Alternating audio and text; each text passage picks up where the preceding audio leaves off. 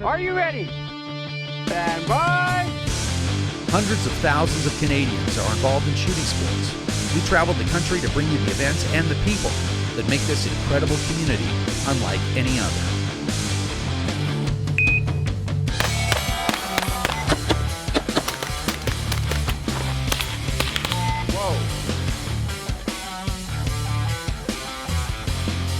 Welcome to the CCFR's Canada Downrange. All right, here we are, and welcome to the Canada Downrange Season 2 wrap-up. So with me I have Corey and Doug from Coat of Arms. They were the guys that produced this season, and I think it went pretty well. Absolutely, man. Doug? Excellent. So let's hear some stories, maybe some of your favorite parts of the season, and we'll take it from there. Where do we begin? I mean, really what it comes down to, my favorite part of the season really is just the people that we had to meet throughout the process. And I mean, let's start with an event in itself. So let's, I guess, Rob Furlong's event. Doug, where are we at with Rob Furlong? We were about 50 kilometers southeast of Hanna, Alberta, middle of nowhere. We're a bunch of Ontario guys, and we roll up to this field or this farm, and you can see like 15 kilometers in any direction. So Southern Ontario guys are like, what the heck is this? And they're like, how far can we shoot out? They're like, I don't know, shoot 2, 3, 4, 10 kilometers, whatever you got. And we were just like minds blown. And the caliber of shooters we saw there, incredible. There was a 13-year-old boy from Texas there rocking it. Like, it was incredible. It was absolutely incredible. Yep, Rob Furlong partnered with Ryan McLean, originally part of the PRS circuit, and he started the matches in Meaford. And we had the ability to go out there and meet up with them. And one of the great things was the diversity there. I mean, you see people from all different walks of life, all different ages, different levels of equipment, and some guys that are maybe hunters and just coming out with their gear and doing the best they can. The one thing that's consistent with most PRS matches, which there's only 2 in Canada, is the wind. The wind is always a challenge, and that is really make or break for most of those guys. So my name is Rob Furlong. I'm the owner of the Rob Furlong Marksmanship Academy. I joined the Canadian Armed Forces in '97. Very fortunate, got posted to 3 PPCLI out of Edmonton. Very proud of that regiment. Served in there, and during 2002 in Afghanistan, my team and I were successful in some long-range engagements against the combatants over there. He was the former world record holder for longest sniper kill in the military. He has a facility here that is the Rob Furlong Marksmanship Academy. We put on precision rifle courses, offer them to military law enforcement, and we have a civilian component too as well. We're here today for the first Western Canada PRS match. We're going to have around 100 shooters out here. It's an awesome facility. We've got huge amounts of range there. It's one of the few places we can do this, not on a military base. Impact. I'm here with my son today at one of 18 2-day national matches that he'll shoot this year. My name's Colton Cloud, and I'm from Comfort, Texas. I'm 13. This is my first time competing in Canada. He's been involved in hunting, obviously, since he was young, and he started to want to shoot further and further out at the ranch, so we started that, and then I started looking stuff up and finding some club matches and different matches locally that he could start going to, and it evolved into us traveling year-round now. We do a PRS match like almost every weekend. The father-son relationship's been wonderful. My wife's starting to get jealous. We've been on the road so much lately. She said she's missing him a lot, but the bonding experience has been great. We've become still a father, still have to discipline him, still have to make him do what's right, but it's a great bond that we've established just spending this much time together. The first goal we have for him is to be the first junior to get in the top 10 in a PRS match. He's burning it down. That boy can shoot. I'm super excited to see what he does in the next couple of years. How did he place? I think 9th place overall out of like 125 shooters. Top 10 for sure. Yeah, incredible. Wow. And then you had a little event when you were driving. Well, in that same, on the same day, we had to cover an event in Kananaskis, yeah. Alberta, which is a good 300 kilometers from where we were. It was the Steel Challenge Nationals. That's right, Steel Challenge Nationals. And I launched our Dodge Durango on a piece of road that I wasn't anticipating was quite the drop it was. And yeah, it flew. And we landed, and I kept control of it, but it was a close call. We slowed down. So blood, sweat, and tears went into the season. Oh, for yeah. Sure. Yeah, so in one day, we covered 2 events and drove like 900 kilometers in 20 hours. So that's the kind of filming season we've had. Awesome. So talking about the steel, the National Steel Championships there, we arrived and we were, welcomed. It couldn't have been better. It was already everything was staged, ready to go. I mean, they had a story to tell and they wasted no time doing it. This is the Canadian National Steel Challenge.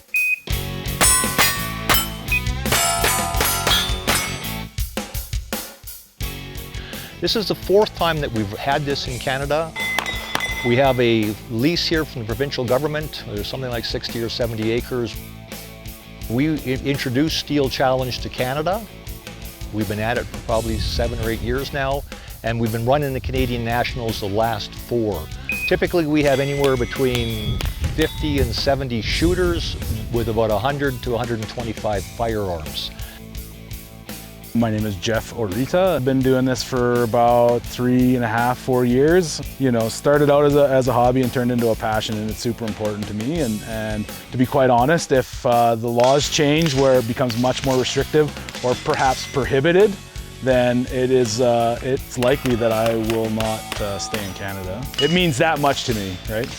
That's how much shooting means to me, like, and participating in this activity.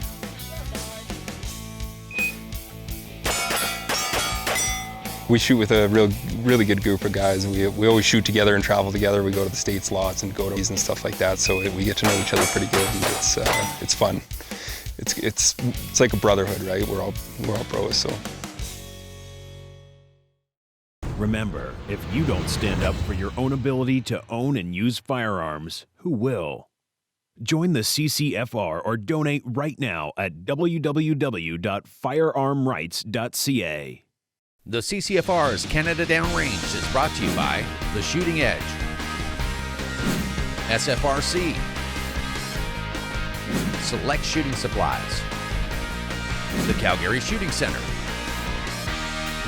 Target Sports Canada, and Canuck and Bagheera. You also did Wolverine Days in Verdun, Manitoba. We sure did. We come to Manitoba. I've never been there before, first time for myself. And we meet an incredible family, the Hipwells.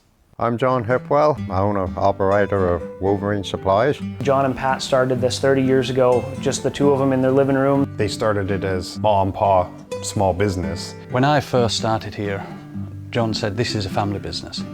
We treat employees like family. I have a tremendous wife. Pat's always supported me. If I didn't have my wife beside me, I would be lost. They say behind every successful man there's a good woman. John is he's always there. If you need him, he is there for you. My rationale was very simple. I would tell my salespeople, treat the customer how you want to be treated. I don't care if you're hungover, I don't care if you had a row with your wife last night. You greet the customer with a smile, what can I do for you? I'm scared, it's so common sense. We don't have a pattern on it. I'm wondering when everybody else is going to cotton on. Well, Wolverine Days is an opportunity for general public, customers, new, young, old, to come out and experience pretty close to the A to Z of firearms and the various calibers that are available on the Canadian market today. You can go out there and shoot anything from a 22 to a 50 cal in complete safety, and you can come down and get some great deals out of the store. Awesome, and you ran into a variety of different shooters or people that came to shoot guns at the event, no? Absolutely. One in particular, Doug. I sure did. I ran into this this woman. She was a feisty young lady, we'll call her, and I got introduced to her, and she was from New Zealand. And I said to her, "Oh, you're from New Zealand. What are you doing here?" Oh, she was visiting family, I believe, for a wedding, if I'm not mistaken. And they thought, "Hey, we'll check out Wolverine Days." I said, "Well," I said, "you're from New Zealand. You know, there's some interesting things that have happened in New Zealand. Have you ever shot an AR-15 before?" She says, "No." I said, "Would you like to?" My name is Janet, and I'm from Auckland, New Zealand. And I'm here today with a big family because yesterday I was at a wedding, and they thought it would be great fun to bring me along here today to see what goes on. I was a bit scared, and they said, "Are you going to have a go?" And I said, "Oh, no, no, no." But the more I watched, the more I wanted to have a go. 10 rounds go very quickly. and just think that you only wanted 2. Good job, Janet!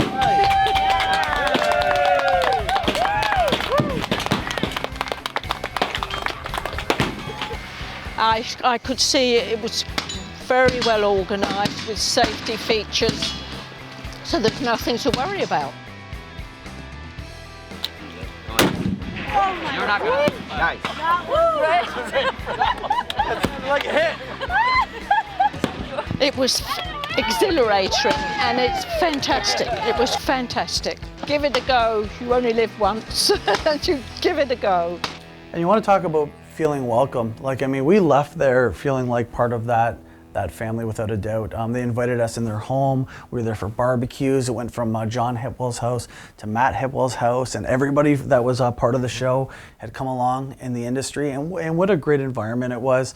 And you really see what that business, that family business, means to that community as well, because the hotels and the other businesses will really rely on that traffic.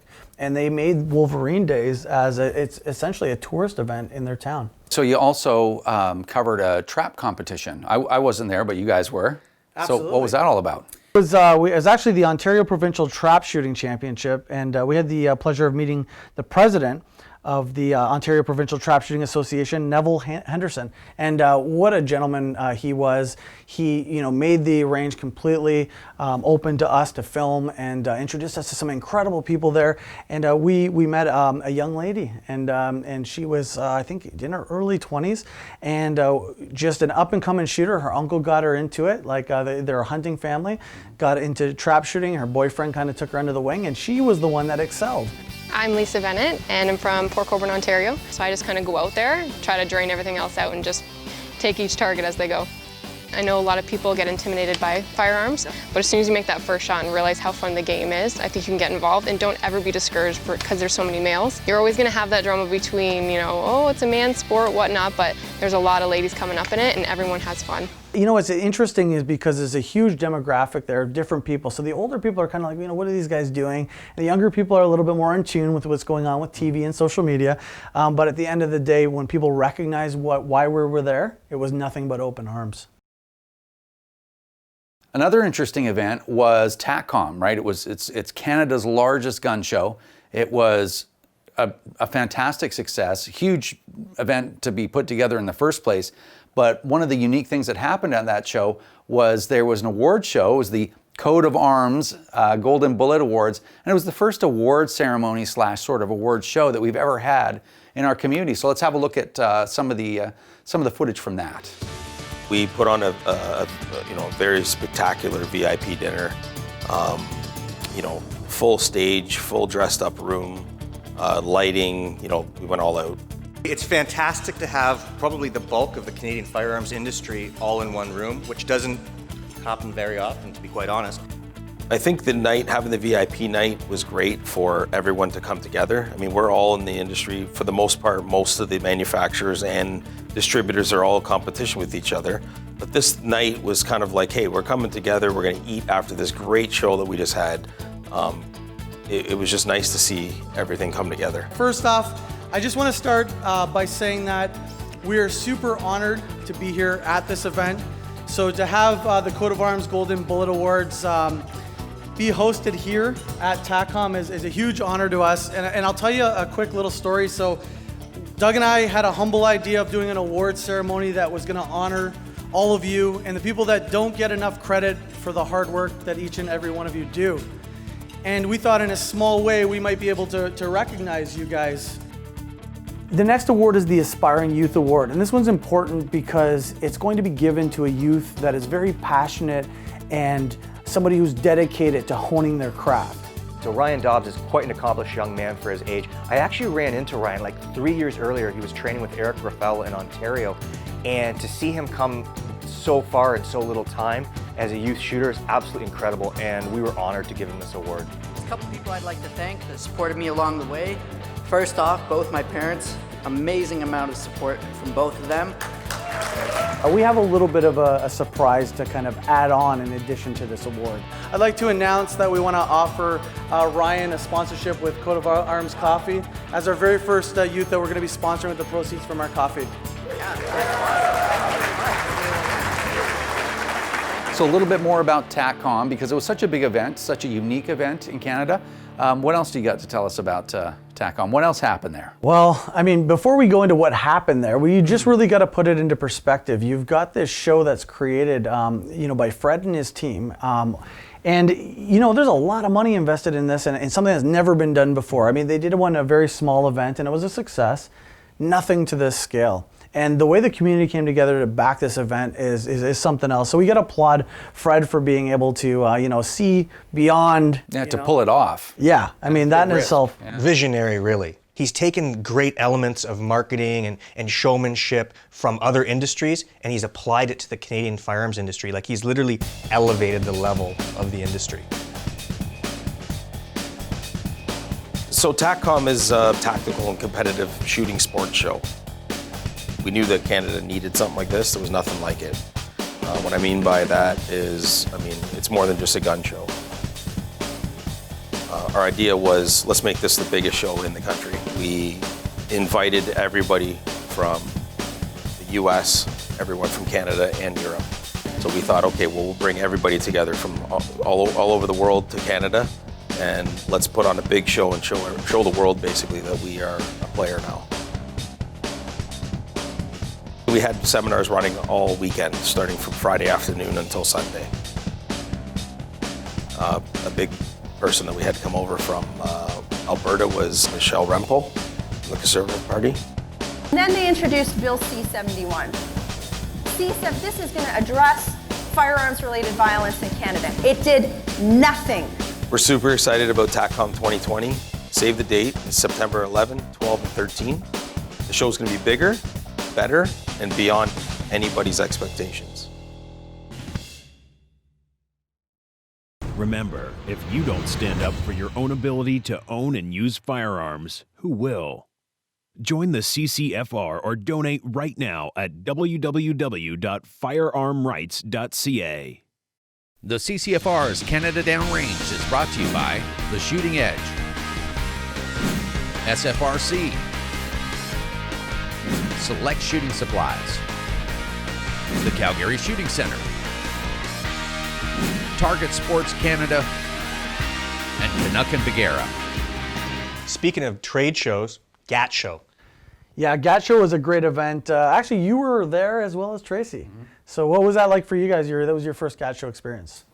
Well, it was interesting because it's an opportunity for people who never shot a gun to just come up and shoot whatever they wanted in the quantities that they wanted. If they want to stay all day and shoot all day, that's fine. If they want to just go, I shot a gun today, then that was good. And yeah, it just made our community, again, accessible to people that aren't in there. And hopefully we converted a few people. Yeah, and that's one of the goals of the show. Like when Doug and I were coming up with the concept of the show, we wanted to be able to make it an inclusive thing, but also give the guys that are in the know the opportunity to get the latest and greatest, get their hands on something, try it, try and buy event, try it, and then if you want, you can go to one of the vendors and buy it.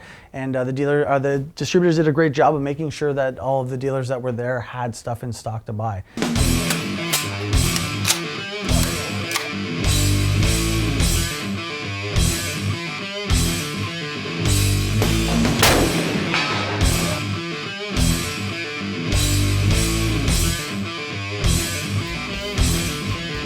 We wanted to make GAT Show accessible to everybody, not just guys that are experienced shooters.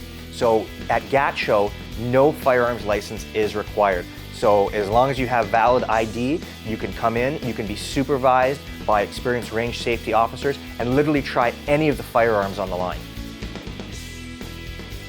Stuff that you normally not get to see out in public or get to try. The GAT Show is kind of unique for us because it's one of the only try and buy shows in the industry here in Ontario. We've really embraced it because people can come and not only look at the optics, but get a chance to handle them on the firearms and try them on the range. And we have dealers here selling some of our optics, so it's a great experience for the shooting public to come in and try out. So we brought out 4 different firearms to check out. We got the Type 81. In both folding stock and fixed stock variants. Our folding stock variant, we put on a quad rail as well, so you can just see how it looks when it's all dressed up, made more tactical.